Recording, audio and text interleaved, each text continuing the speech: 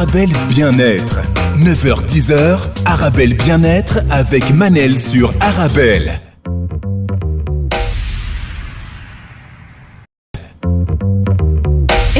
On se retrouve pour notre rendez-vous quotidien 100% bien-être 9-10h sur Arabelle.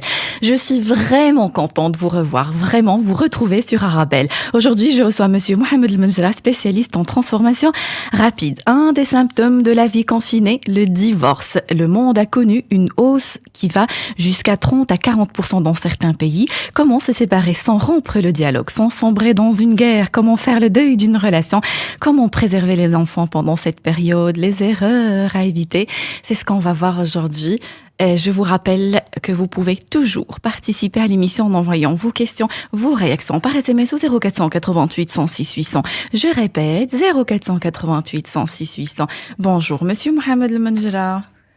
Bonjour et très heureux de te retrouver et de vous retrouver. Moi aussi, je suis très très contente. Et là, je vois votre bronzage, Monsieur Mohamed El Menjra, il a tenu quand même.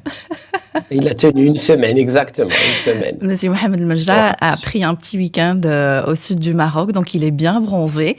Et j'imagine la chance que vous avez ici. Il neige aujourd'hui, hein, Monsieur Mohamed El Menjra. Il neige? Il neige, oui. La semaine passée, il a fait 25 degrés. Aujourd'hui, il neige. Eh ben, super, super. Ben, ça va passer. Il ne reste rien pour l'été. Voilà, les choses vont avancer. Merci beaucoup, Monsieur Mohamed El Menjra. Alors, comment réussir sans divorce? C'est le sujet d'aujourd'hui. On a connu la pandémie du corona et on a aussi connu la pandémie du divorce, Monsieur Mohamed El Menjra. Malheureusement, chaque année, le divorce augmente. Moi, je peux vous donner une statistique. Au Maroc, depuis mars 2020, les divorces dans les grandes villes ont augmenté de 30%. Waouh! Oui, franchement, j'ai aussi lu des chiffres impressionnants. En Italie, 30%, aux États-Unis, plus de 34% de divorces. C'est énorme. Donc, on dit bien plus. C'est-à-dire que, par exemple, dans un pays comme la Belgique, on était à 50% plus ou moins. Donc, on arrive à 70, 80. C'est énorme, Monsieur Mohamed El Menjra. Ouais. Au Maroc, il y a à peu près 100 000 divorces par an. On est monté à presque 120, 130 000. Vous allez nous expliquer ce qui se passe un peu pendant le confinement. Pourquoi les couples choisissent de se séparer. Monsieur Mohamed El Menjra, divorcer, est-ce un échec? Il y a un écrivain qui avait dit que la grande tragédie dans ce monde, ce n'est pas que les gens meurent, c'est qu'ils arrêtent d'aimer. Oh, voilà. Magnifique. Et on doit comprendre que l'échec, c'est une nouvelle, que le divorce, pardon, c'est une nouvelle vie, c'est un nouveau pan de vie. Le divorce n'est pas un échec, c'est une réalité, c'est la fin d'une relation et c'est le début d'une autre relation. D'une nouvelle vie, donc, carrément, une nouvelle vie. Oui, c'est une nouvelle vie. Parce qu'il faut aussi revenir un petit peu, on parle de divorce, revenir un petit peu à l'origine du mariage. Le mariage n'a jamais été une question d'amour. Le mariage, quand on revient dans les siècles, c'était une question d'intérêt. Les gens se mariaient, il y a des relations entre les familles pour des raisons sociales, politiques. La personne se mariait parce qu'elle avait quelqu'un qui allait la prendre en charge. Donc c'était vraiment quelque chose qui était pour d'autres raisons. Aujourd'hui, malheureusement et heureusement, amour et mariage doivent cohabiter ensemble. Et dès que l'amour arrête, automatiquement, on met fin à la relation. Donc, il ne faut pas voir le divorce comme la fin, il faut voir le divorce comme le fait qu'on tourne la page, qu'on passe à quelque chose de nouveau et de différent. C'est un nouveau pan de notre vie qui s'ouvre. Magnifique. Et vous allez aussi nous expliquer que comment faire le deuil. C'est plus facile pour une personne qui a choisi de mettre un terme à la relation. On va dire, dans certaines mesures aussi, c'est plus facile pour la personne qui n'a pas vraiment aimé l'autre. Quand on n'a pas vraiment aimé, c'est beaucoup plus facile de quitter. N'est-ce pas, Monsieur Mohamed El Menjra? Oui, si vous voulez qu'on parle de faire le deuil, c'est quelque chose, c'est une période douloureuse, surtout comme tu as dit, quand quelqu'un ne veut pas. C'est très rare où les deux veulent en même temps, où les deux veulent avec la même intensité et le même degré. Donc, il y en a toujours un qui est beaucoup plus partant que l'autre. Faire le deuil, ça veut dire quoi? Si on veut les astuces. Vous allez nous donner les astuces, Monsieur Mohamed El Menjra. Donc, on a bien compris qu'il y a toujours un qui souffre plus que l'autre. Vous avez aussi parlé d'amour. Mais est-ce qu'on peut vraiment aimer l'autre et le quitter? Est-ce qu'il y a des personnes qui aiment vraiment l'autre, mais qui décident de partir? Non. Ce que l'on aime, c'est l'habitude. Ce que l'on aime, c'est l'historique. Ce que l'on aime, c'est la zone de confort. Quand on décide de partir. Quand on est avec une personne et que qu'on aime cette personne, on aime partager, on aime échanger, on aime vivre avec cette personne. Mais quand on décide de partir, on ne peut pas partir, je pars mais je t'aime. Non, non. Si on part, c'est que ce qui va nous manquer, c'est l'habitude, ce qui va nous manquer, c'est les choses qu'on faisait ensemble, l'historique, le vécu, le fait qu'on a pas mal de choses en commun, c'est ça qui va nous manquer. Mais on ne peut pas aimer quelqu'un et partir. Non, d'accord, c'est pas logique, mais permettez-moi, Monsieur Mohamed Majra, c'est faisable. On peut vraiment aimer l'autre, mais on ne se comprend pas. L'amour ne suffit pas pour construire un avenir et une relation. Donc des fois, on peut vraiment être amoureux de l'autre et choisir de partir parce que les caractères ne sont pas compatibles. Qu'est-ce que vous en pensez ? Oui, mais de quel amour vous parlez si je ne fais pas l'effort de vous comprendre, si je ne fais pas l'effort de vous écouter, si je ne fais pas l'effort de m'adapter? Là justement, si après, il est où cet amour? Il n'y a pas d'amour, il n'y a que des gestes d'amour. Alors il est où l'amour?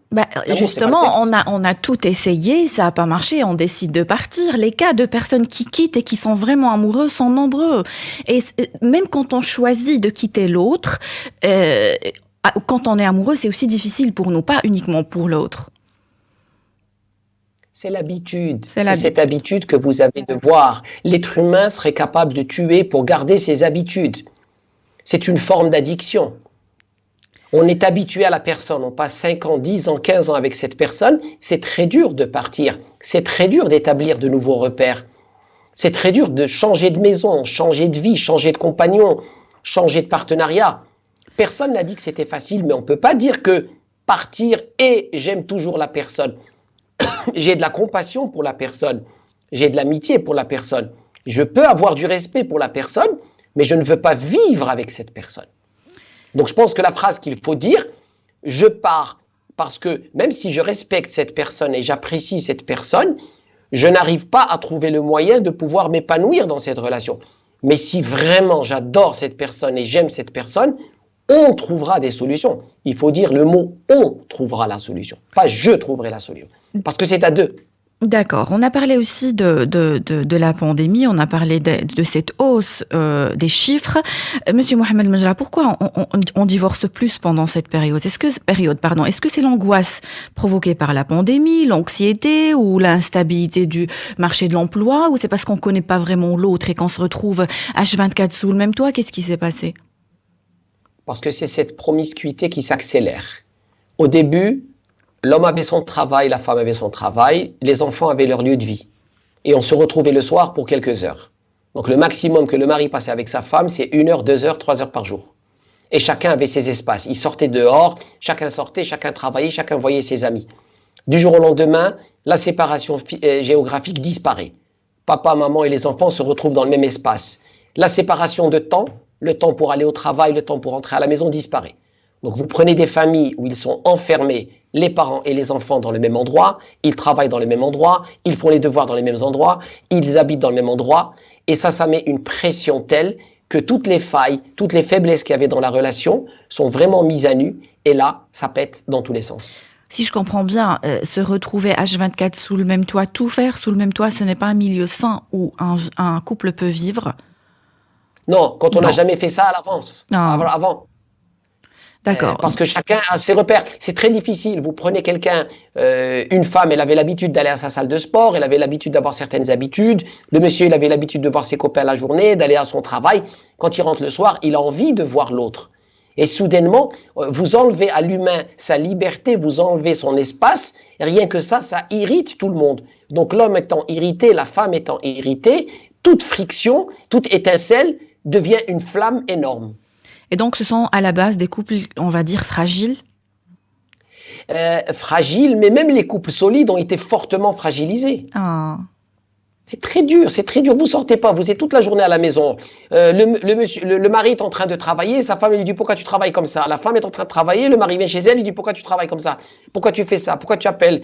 Tout le monde est en pyjama, tout le monde est à la maison, on travaille de la chambre à coucher, on travaille du salon, tous les repères sont paumés. Moi, j'ai mis en place des cellules d'écoute au sein d'entreprises, j'ai accompagné des entreprises parce qu'il y avait une détresse psychologique énorme. Les gens ont perdu leurs repères. Et dans cette perte de repères, effectivement, les relations avec les conjoints se dégradent. D'accord, c'est triste, hein. Et si vous avez un petit conseil à ces couples qui ont survécu au corona jusqu'à maintenant, peut-être on va encore être confinés une deuxième ou enfin une quatrième fois peut-être. Qu'est-ce que vous avez à leur dire ou à leur donner comme conseil? Créez des espaces dans votre vie, créez des rituels, essayez de prendre un moment pour respirer, si vous pouvez sortir dehors, respirer, créez un espace pour travailler et un espace de loisirs. La pire des choses, c'est prendre l'ordinateur et aller dans la chambre à coucher et commencer à travailler. Non, essayez de trouver un espace pour travailler, un espace pour partager. C'est surtout la gestion de l'espace géographique qui pose un problème.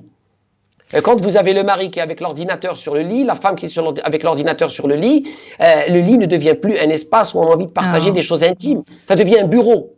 Effectivement. Préserver les espaces. Rester, on va dire, comme avant, quoi. Préserver un espace pour le travail, pour manger, sortir. On peut toujours sortir, Monsieur Mohamed Menja, on peut toujours faire des marches, prendre de l'air. Faire du sport. Bien sûr, absolument. On peut faire du sport. On peut faire du sport en face de la télé dans la salle à manger. On peut faire du sport. Bouger, se dépenser physiquement.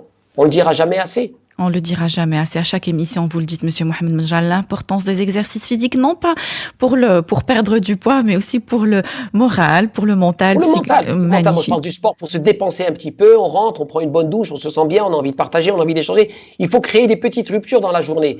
Mais quand vous êtes H24 avec la personne, il n'y a pas de rupture dans votre journée, il n'y a pas de programme. Qu'est-ce que vous allez raconter à votre mari quand vous êtes avec votre mari 24 sur 24 ? Qu'est-ce qu'on a on peut par exemple, hein, c'est une question que je me pose. Par exemple, mes horaires de travail, c'est 8 midi, après je prends ma pause. Ne pas lui parler de 8 à midi. Ne pas lui parler, ne pas lui adresser la parole, c'est comme si je suis au travail. Ça peut être une bonne chose si vous créez ces rituels, c'est excellent. Excellent. Vous savez que d'un côté, on a vu ensemble qu'à travers certaines statistiques, les divorces ont augmenté de 20 à 30%. Mais la productivité des entreprises a augmenté de 20 à 30%. Beaucoup d'entreprises adorent le confinement. Beaucoup d'entreprises adorent le télétravail. Elles estimaient que le télétravail allait être une perte de temps, mais aujourd'hui, ils trouvent que la personne, quand elle est à la maison, les WhatsApp, les emails, le travail ne s'arrête pas à 6 heures, il s'arrête à 7 heures, 8 heures, 9 heures, 10 heures. Donc, ce gain de productivité, il a eu un coût. Eh bien, le coût, c'est une détresse accentuée dans les ménages. Magnifique. Je me permets de faire une parenthèse. J'ai une vue magnifique à partir des studios d'Arabelle. Il neige vraiment beaucoup, hein. Tout est blanc, tout est couvert. Magnifique. Alors, Monsieur Mohamed Menja, c'est une question que je vous ai déjà posée. Quand vous avez commencé mes émissions, quand vous avez commencé vos interventions sur Arabelle, quand mettre fin à une relation? Quand on ne se projette plus avec la personne, quand on n'arrive plus à communiquer, quand on a tout essayé, amis, famille, thérapeute. Il faut absolument mettre fin à la relation pendant que l'on peut encore parler. Parce qu'il y a un moment où on ne peut plus parler et c'est la violence verbale et physique qui prend le dessus. Il y a un timing dans la vie pour rentrer et il y a un timing dans la vie pour sortir. Il faut savoir arrêter sa relation. On voit des couples, quand ça commence à pourrir, excusez-moi le mot, il faut arrêter. Une fois qu'on a bien sûr tout essayé, amis, famille, thérapeute et autres. Parfait. Aussi, c'est une phrase que je retiens. Vous avez dit une fois, quand la relation vous fait mal. Oui, quand vous commencez à souffrir, et quand vous exprimez cette souffrance à l'autre, quand l'autre est indifférent à cette souffrance, quand l'autre ne veut pas faire d'efforts pour alléger cette souffrance et comprendre la souffrance de l'autre, donc vous avez une personne qui vous tire vers le bas. Et quand vous êtes dans une relation où vous êtes tiré vers le bas, il faut commencer à vous préparer à faire vos bagages. Et le plus tôt vous sortez, le mieux c'est. J'insiste sur cette phrase. Combien de couples on se dit qu'avec le temps ça va s'améliorer, avec le temps ça va changer? Eh bien, il n'y a rien qui change. Avec le temps, ça s'empire. Magnifique. Alors, Monsieur Mohamed Menja, on a dit que le divorce est plus douloureux pour la personne qui le subit, pour la personne qui n'a pas pris cette décision. Aussi, c'est plus douloureux quand on a aimé l'autre. Monsieur Mohamed Menja, le divorce. Moi, par exemple, j'ai toujours entendu que c'était quelque chose de hyper difficile, c'est douloureux, c'est dur de divorcer. C'est une pensée limitante pour moi, excusez-moi. Ce n'est pas toujours difficile de divorcer, c'est des fois être libre et libéré et commencer une belle vie même. Oui, Moi, j'ai divorcé après 15 ans de mariage. Je me suis remarié après. Ça fait 10 ans que je me suis marié maintenant. Le divorce, c'est quelque chose de courageux. C'est pas quelque chose de difficile. Magnifique. Pourquoi je dis courageux? Parce que c'est accepter de prendre le risque de se dire « je m'ouvre à de nouvelles opportunités ». Beaucoup de gens se disent « je ne vais pas divorcer parce que jamais je ne peux trouver mieux ». Et soudainement, ils acceptent la médiocrité dans leur vie. Il ne faut jamais accepter la médiocrité dans sa vie. Chacun d'entre nous mérite le meilleur. Si vous sentez qu'il y a des concessions que vous pouvez faire et que dans ces concessions, vous arrivez à trouver votre équilibre, excellent. Rien n'est parfait. Mais si vous sentez que ce n'est pas cela, si vous sentez que vous ne pouvez pas vous projeter dans l'avenir, arrêtez la relation pendant qu'il est temps et que vous pouvez discuter. C'est un élément, je n'insisterai jamais assez dessus.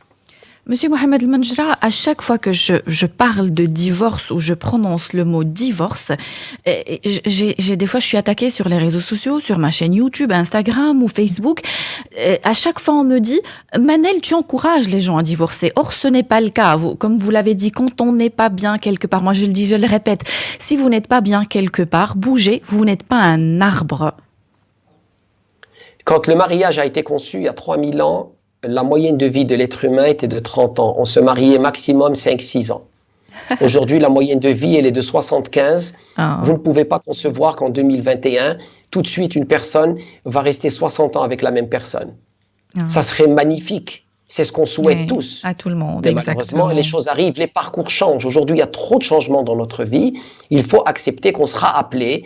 Il faut être quand même réaliste. C'est pour ça que beaucoup de sociétés ont changé la loi pour pouvoir concevoir différents types de relations. Donc que l'humain soit en relation, que l'humain partage, oui, mais malheureusement, peut-être même heureusement, le divorce aujourd'hui est une bonne chose parce qu'il permet de libérer les relations qui ne marchent pas pour créer de nouvelles relations qui, elles, marcheront mieux. Oui, je crois qu'aussi parce qu'on le vit, comme vous avez dit, on le vit comme un échec. Or, ce n'est pas un échec, un divorce. Monsieur Mohamed El Menjra, est-ce que c'est difficile uniquement parce qu'on perd? On a l'impression qu'on a perdu une moitié de nous, enfin oui, un morceau de nous, notre moitié. Ou alors parce qu'on perd des habitudes, un entourage, et des fois on a même des personnes autour de nous qu'on perd. Les amis, la famille qui prennent position et qui soutiennent un des deux. Qu'est-ce qui se passe? Pourquoi notre entourage ne l'accepte pas toujours? Parce que l'être humain n'aime pas le changement. L'être humain adore ce qui est familier. Il adore sa petite zone de confort. La personne, elle se dit, imagine maintenant, je dois rencontrer quelqu'un de nouveau, je dois connaître son anniversaire, sa date de naissance, sa famille, je dois tout réapprendre, les repères, tout ça. Tu sais quoi, moi je suis bien là où je suis, je ne bouge pas. Même si c'est pas bien, je reste. Alors que c'est le mauvais raisonnement à avoir. Magnifique. Il faut demander le meilleur de soi-même. Et quand justement annoncer à son entourage qu'on a décidé de divorcer et quand demander un avis extérieur? Est-ce qu'on a vraiment besoin d'un avis extérieur? Oui. Il faut d'abord se dire que l'on n'est pas seul. Moi, autant je suis de ceux qui disent quand votre mariage ne marche pas, il faut se battre, il faut s'accrocher, il faut donner le meilleur pour trouver des solutions. Des fois, on arrive à parler au conjoint, des fois, on n'arrive pas, ça peut être la famille ou les amis. Des fois, il y a des professionnels qui font de l'accompagnement, des thérapeutes, des spécialistes en couple, qui vont essayer de trouver une solution. Mais si une fois que vous avez tout essayé, vous avez essayé les amis, la famille, les thérapeutes, l'accompagnement, et vous voyez que tout ça ne marche pas, à ce moment-là, vous préparez les bagages. Ah, d'accord. Et choisir surtout à qui on parlait, Monsieur Mohamed El Menjra. Il y a des personnes, on va dire entre guillemets, qui ont des réactions négatives, qui peuvent juste empirer les choses. Oui, parce que les gens vont vous dire ce qui les arrange. Si une personne est en train de divorcer, elle va vous dire qu'il faut divorcer. Si une personne est malheureuse et elle ne veut pas divorcer, elle ne va pas vous encourager à le faire puisqu'elle n'a pas le courage de le faire. D'accord. Vous, Monsieur Mohamed El Menjra, par exemple, votre meilleur ami va venir vous dire j'ai décidé de divorcer. Qu'est-ce que vous allez lui dire? Je vais essayer de tout faire pour le convaincre de ne pas le faire. Et quand il me donnera assez d'arguments, parce que je vais lui donner le bénéfice du doute, je vais l'encourager à trouver des solutions, je vais l'encourager à essayer est-ce qu'il y a moyen d'avoir un intermédiaire? Est-ce que c'est une chose ponctuelle qui est arrivée dans le couple ou quelque chose qui dure? Parce que souvent, c'est ça ce qui fait. Dans un couple, quand quelque chose arrive, est-ce que c'est la goutte qui fait déborder le vase ou c'est le vase qui a longtemps été débordé? Magnifique. Beaucoup de questions sur Instagram. Un long message de Mina qui parle de son ex qui essaye de la détruire. Donc, elle parle de beaucoup de choses. Je vais essayer de faire un petit résumé pendant la pause. Restez avec nous. Vous êtes bien sur Arabelle. Arabelle Bien-être. 9h-10h, Arabelle Bien-être avec Manel sur Arabelle. Et on se retrouve pour notre rendez-vous quotidien 100% bien-être 9-10h sur Arabelle.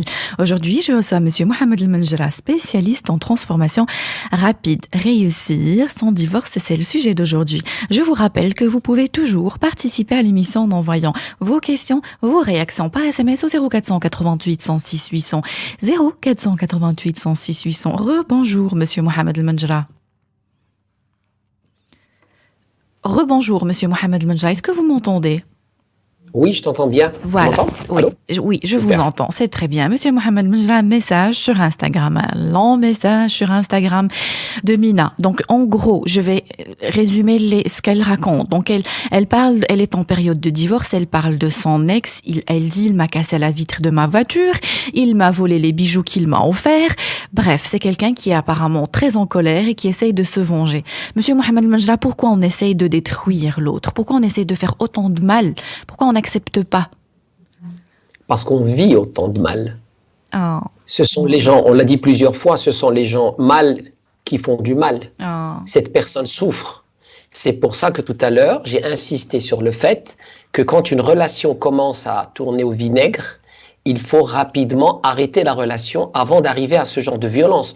J'entends ce genre de cas et il y a tellement de cas encore beaucoup plus graves que casser la vitre d'une voiture que j'ai entendu, des gens qui se retrouvent au tribunal, de s'accuser au pénal de certaines choses. C'est pour ça que quand la relation devient tendue, il y a un moment, il faut savoir arrêter avant que les choses ne dégénèrent. Donc, qu'est-ce qu'on peut souhaiter à cette personne qui est en train apparemment de subir ces violences? Qu'est-ce qu'on peut lui conseiller à cette dame? Alors, la première des choses, quand vous êtes dans cette situation, s'il essaye de casser la porte de la voiture, s'il y a une violence physique, il faut aller chez la police. On ne s'amuse pas avec ce genre de choses. Il y a une différence entre quelqu'un qui t'envoie des WhatsApp et des messages et qui t'insulte au téléphone, ça c'est une chose. Mais quand on arrive à la violence physique et casser la propriété de l'autre, là, il faut aller voir la police tout de suite. Parce qu'il y a un danger que ça dégénère encore plus. Magnifique. Et je ne sais pas si elle a des enfants ou pas, mais effectivement, ça peut devenir très dangereux. Ah non, on ne s'amuse pas avec la violence. La violence, on ne s'amuse pas. Parce qu'aujourd'hui, il a cassé la voiture, demain, il peut faire autre chose. Ah, donc, mais Monsieur Mohamed El Menjra, on doit absolument vivre cette période de colère. Est-ce que c'est un des stades du deuil? Le deuil, oui, faire sa colère, mais pas aller casser la voiture de l'autre. D'accord, mais la colère, c'est normal. La colère, l'amour, ça serait l'idéal que l'amour se transforme en indifférence. Mais l'amour se transforme très facilement en haine. Mais désaimer alors, désaimer, c'est possible? Non, c'est pas aussi simple que ça. Vous pouvez pas être à plus l'infini et descendre tout de suite à zéro. Quand vous êtes à plus l'infini, vous descendez à moins l'infini. Il y a aussi le côté social, il y a aussi l'ego. L'homme peut peut sentir qu'il est humilié. Qu'est-ce qu'il va dire à ses amis? La femme peut se sentir mal, elle se sent rejetée. Qu'est-ce qu'elle va dire elle à ses amis, à sa famille? Il y a beaucoup d'ego, il y a beaucoup de choses. Ça fait très très mal. La séparation est douloureuse.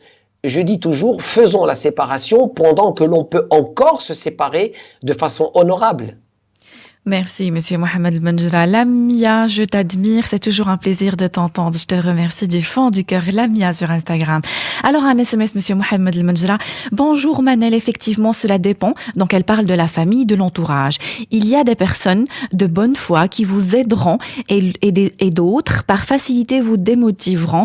Donc, elle parle de son cas. Elle parle de son mariage arrangé, donc, qui a duré 33 ans quand même. Et au final, la seule personne qu'il faut écouter, c'est sa propre conscience. Elle parle de 33 ans de mariage. Ça devient aussi de plus en plus facile à des personnes qui ont vécu 30, 40 ans de mariage de mettre un terme à ces mariages. Pourquoi, Monsieur Mohamed El Menjra? Parce que dans certains cas, la loi a changé. Moi, je trouve que le divorce, c'est rééquilibrer une injustice. Au Maroc, en 2004, la loi a permis à la femme de divorcer. Parce que jusqu'à 2004, ce qui était une injustice aberrante, la femme était sous la tutelle de l'homme. Elle ne pouvait pas divorcer. Vous imaginez le nombre de femmes qui ont vécu le calvaire? Mais à partir de 2004, ce droit a été donné. C'est-à-dire une femme pouvait aller au tribunal et dire « je suis malheureuse, je veux divorcer ». Mais avant, être malheureux n'était pas une raison pour divorcer pour la femme. Donc c'était une injustice et heureusement que la loi a changé ça. C'est un droit, c'est notre droit de rentrer dans une relation et c'est aussi notre droit de sortir de cette relation. Si on est malheureux, il ne faut pas rester pour les autres, il ne faut pas rester pour la famille et surtout, ne jamais rester pour les enfants. C'est la plus grande erreur à faire. Mais est-ce qu'on reste, Monsieur La Mohamed première, les enfants vont vous en vouloir parce que vous allez leur casser la tête toute votre vie. Moi, je suis resté pour vous, je suis resté pour vous, je suis resté pour vous. Et deuxièmement, les enfants captent la colère, captent l'incohérence dans le couple quand chacun dort dans une chambre, captent la détresse des parents. Vous ne rendez pas service à vos enfants en restant alors qu'il n'y a pas d'amour entre les parents. Parce que l'amour des parents doit être la meilleure référence et le meilleur modèle que l'on peut apporter à ses enfants. D'accord. Permettez-moi, Monsieur Mohamed Majra, je vais juste rappeler à nos auditeurs qu'ils peuvent toujours participer à l'émission en envoyant leurs questions, leurs réactions par SMS au 0488 106 800, 0488 106 800. Permettez-moi, Monsieur Mohamed Majra, de citer cette phrase de Madame Stéphanie Palma, coach en relations amoureuses, que j'ai reçue ici dans cette émission. Elle a dit quelque chose qui m'avait vraiment marqué. Je suis plutôt du même avis qu'elle. Je ne sais pas ce que vous en pensez. Je suis ouverte à entendre votre avis. Je lui ai posé la question, est-ce qu'on peut vraiment rester pour les enfants? Elle a dit non. Personne ne reste pour les enfants, c'est une excuse. C'est-à-dire que, par exemple, dans certains cas, si on donne vraiment les moyens financiers à la femme et le confort dont elle a besoin, elle ne va absolument pas rester pour les enfants. Elle a parfaitement raison. Voilà. Elle a parfaitement raison parce que d'abord, au fond, quand on analyse, oui, effectivement, on ne reste pas pour les enfants, mais aussi, moi je dis, se cacher derrière les enfants. Donc on dit la même chose. Moi je dis, ne restez pas dans une relation, ne vous cachez pas derrière les enfants, n'utilisez pas les enfants. Parfaitement d'accord avec elle. Magnifique, j'adore ce que vous venez de dire, Monsieur Mohamed Majra. Avant de commencer à parler des erreurs à éviter, comment faire le deuil et tout ça, j'aimerais savoir quand essayer de sauver le couple. Parce que des fois aussi, Monsieur Mohamed Majra, il y a encore moyen de sauver ce qu'il y a moyen de sauver. Il y a encore moyen de se remettre en question. Peut-être on idéalise la vie de couple et on croit que ça doit être un idéal, je sais pas, on a regardé des séries ou des films où on regarde ce qui se passe sur les réseaux sociaux et on croit que ces publications qu'on voit de demandes en mariage, l'homme à genoux et aussi tous ces moments de bonheur qu'on partage avec un cliché et on croit que c'est ça la vie de couple. Les questions à se poser quand essayer de sauver son couple. La vie, c'est pas Disney. C'est pas Disneyland. Exactement. D'accord, ça c'est la première des choses. Deuxièmement, chimiquement, la vraie attirance, la vraie attraction, c'est la sécrétion de l'hormone qui s'appelle l'ocytocine, ça dure 18 mois. Donc quand vous rencontrez une personne, pendant 18 mois, il y a une relation forte chimique.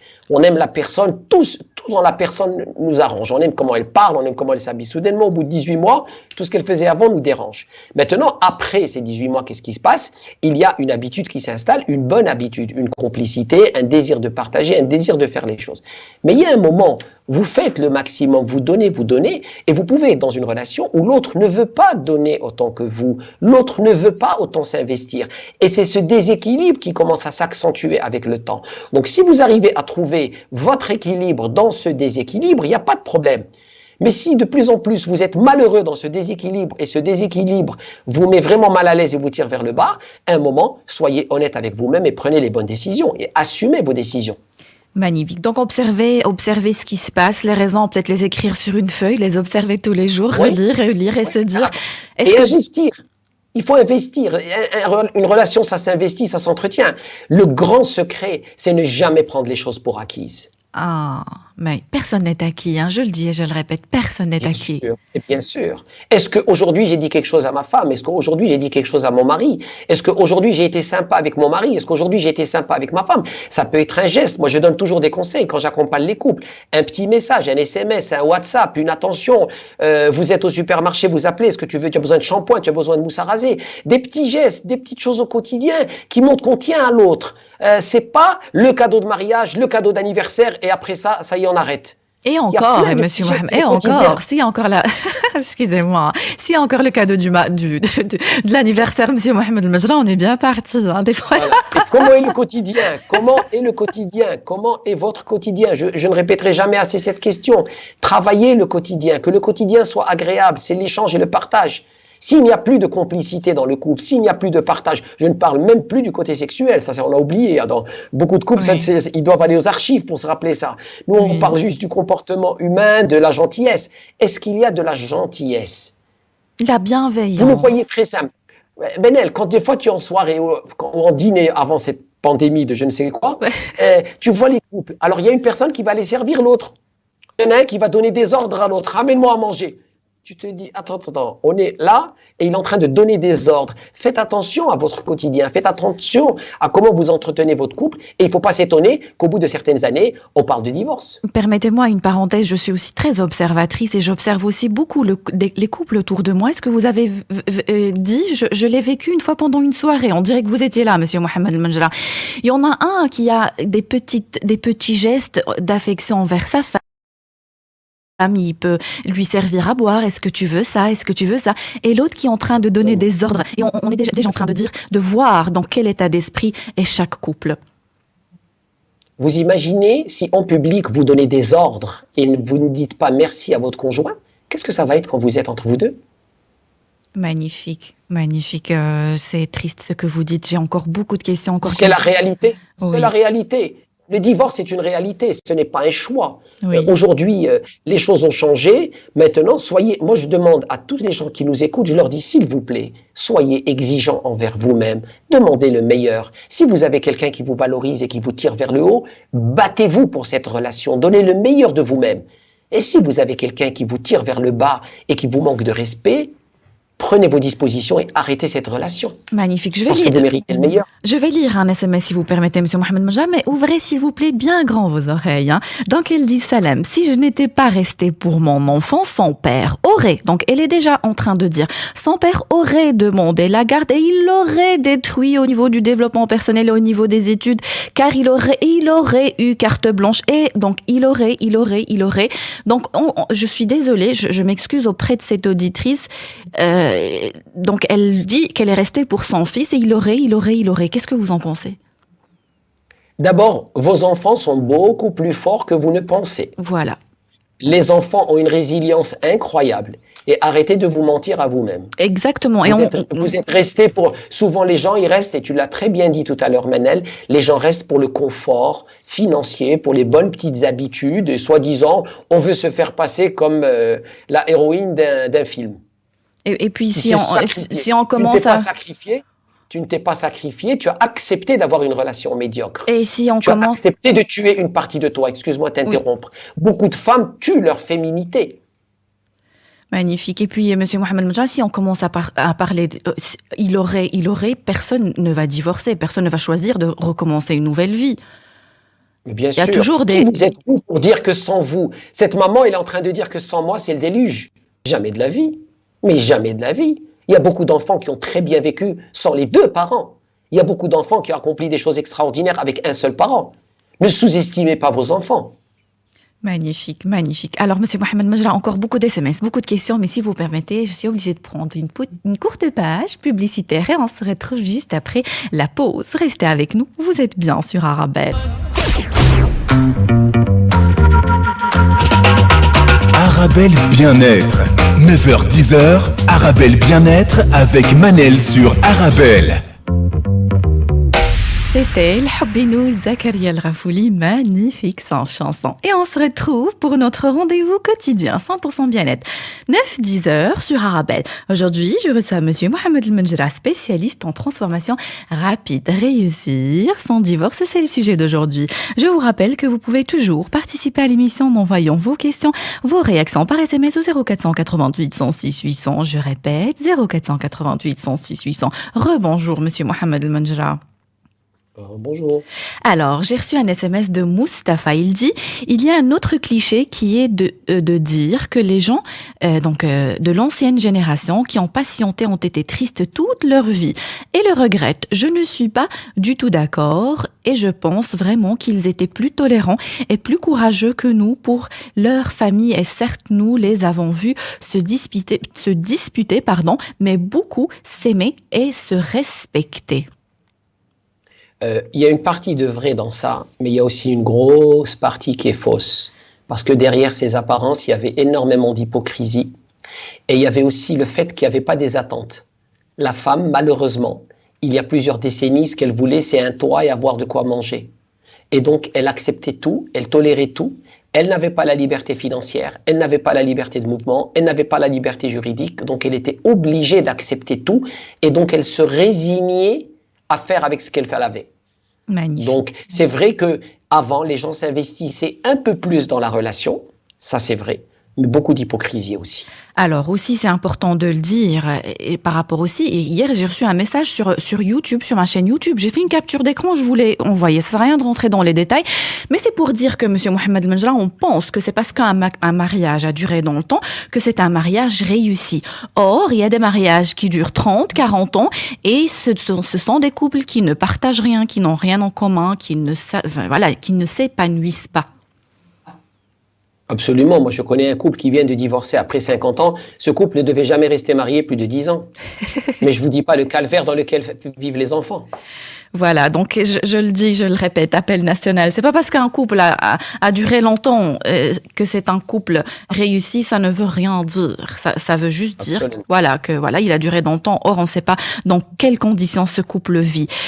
Donc, généralement, Monsieur Mohamed El Menjra, quand on prend la décision de divorcer, c'est que on a les disputes qui rythment le quotidien. Quand il y a ces disputes qui rythment le quotidien, est-ce qu'on peut malgré tout réussir son divorce? Oui, on peut réussir son divorce quand on le prend à temps, quand on prend la peine de pouvoir se dire « il y a quelque chose qui ne va pas, il faut qu'on l'arrête ». On a tout essayé, on arrête. Et il faut le faire le plus tôt possible. Sinon, la violence s'installe. Donc, à partir du moment... ça perd du mal. Magnifique. Donc, on va prendre... Là, on arrive à la deuxième partie de l'émission, mais on est déjà à la fin de cette émission. C'est pas grave. Le mardi prochain, on va continuer ce sujet. Là, on arrive à la décision. J'ai tout essayé. J'ai regardé s'il y a moyen de sauver le couple. J'ai regardé ce que je peux faire autour de moi et tout ça. J'ai pris la décision de divorcer. À partir de ce moment-là, Monsieur Mohamed El Menjra, arrêtez de se justifier. Arrêtez de prouver à l'entourage qu'on a raison et arrêtez surtout de parler des raisons du divorce à l'autre, puisqu'on a déjà pris la décision. C'est exactement la chose la plus dure. J'étais marié pendant 15 ans, j'ai divorcé, j'avais 2 enfants, j'ai fait un divorce à l'amiable, ça a pris 3 jours. Mais je peux vous dire que ce qui était difficile, c'est pas la procédure, parce qu'elle a duré 3 jours, on a fait les choses à l'amiable. Ce qui était dur, c'était de me justifier aux autres. Oh. Les gens me disent, mais je ne comprends pas pourquoi tu divorces. Mes amis, quand je leur disais, je suis malheureux, ils me disaient, on est tous malheureux. Je leur disais, mais c'est votre affaire, vous êtes tous malheureux. Moi, je suis malheureux, je pars, vous êtes malheureux, vous voulez rester et vivre dans l'hypocrisie, bonne chance. Magnifique. Donc, le premier conseil, ou si on peut permettre de donner des conseils, arrêtez de vous justifier, arrêtez-moi. C'est une phrase qui m'avait marquée. C'est une amie qui m'a dit, je suis en train de rassembler un maximum de preuves, comme quoi c'est quelqu'un qui n'est pas bien, quelqu'un qui m'a trompé pour les montrer à la famille. Mais je lui ai répondu, ça sert à quoi de prouver aux autres que c'est quelqu'un de pas bien? Vous avez pris la décision, ou tu as pris la décision de rompre. Tourne la page et arrête de salir l'autre. Parce que la société ne veut pas que vous divorcez. Pourquoi? On revient à ce qui est normal. Ce qui est normal, il faut que vous soyez comme les autres. Vous êtes malheureux, vous vous taisez, vous restez dans votre couple. Si ça marche pas, vous restez dans votre couple. Donc les gens qui vous découragent et les gens à qui vous devez donner des excuses ou des explications, des justifications, ils ne méritent pas ça. Parce que eux-mêmes sont malheureux.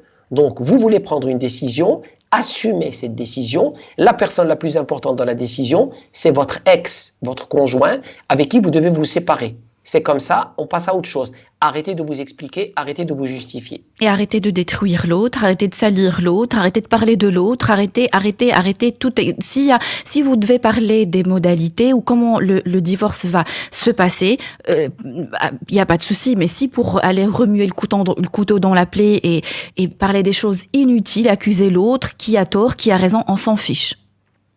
Absolument, ça n'apporte rien. Qu'est-ce que ça vous apporte de détruire l'autre? Rien il ne faut pas laisser votre ego prendre le dessus. L'erreur que font les gens, ils laissent l'ego prendre le dessus. L'ego, il vous dit, allez chercher l'affection chez les autres. Passez votre temps à vous plaindre. Et vous savez que plus on se plaint, plus on se fait d'amis. Et aussi, Monsieur Mohamed El-Menjra, permettez-moi aussi de prendre cette remarque. Donc, l'auditrice à qui vous avez parlé tout à l'heure, donc elle dit, vous ne savez pas de quoi vous parlez. Si un enfant vit dans le laxisme, il est très difficile de séparer ce qui. Donc, c'est comme si elle accuse l'autre d'être trop laxiste. Donc, l'autre peut être trop laxiste, Monsieur Mohamed El-Menjra, et elle aussi, elle peut être dans l'extrême. On ne sait pas. Il n'y a pas qu'une seule vérité, Monsieur Mohamed El-Menjra. Si elle reste avec cette personne parce qu'il est laxiste, est-ce qu'elle croit qu'en restant avec lui, l'enfant ne va pas subir le laxisme de son père? La différence, c'est qu'il va subir le laxisme de son père et l'hypocrisie du couple. Magnifique. Sati sur Instagram, elle dit tout à fait d'accord avec Monsieur El-Menjra. S'il y avait la honte de parler d'amour et de divorce, ou il y avait la honte de parler d'amour et de divorce. Merci Sati sur Instagram. J'arrive déjà à la fin de cette émission. Monsieur Mohamed El-Menjra, je vous en remercie. Rendez-vous mardi prochain, 9-10 heures sur Aravel pour la suite de ce sujet, si vous permettez. Merci à toi, Manel, et merci à vous tous. Très bonne journée. Je m'excuse auprès de mes auditeurs. Je n'ai pas pu lire toutes vos questions. Je vous ai déjà demandé à plusieurs reprises d'être un peu bref, de résumer 3-4 lignes grand maximum. Je ne peux pas lire une 50aine de lignes en direct. Merci beaucoup. Merci de nous avoir écoutés. J'espère que vous avez eu votre dose de vitamines. N'oubliez pas que le bonheur vous rend plus belle et plus beau. Fréquentez les gens heureux. Le bonheur est contagieux. Rendez-vous demain 9h sur Arabelle. Arabelle Bien-être. 9h-10h, Arabelle Bien-être avec Manel sur Arabelle.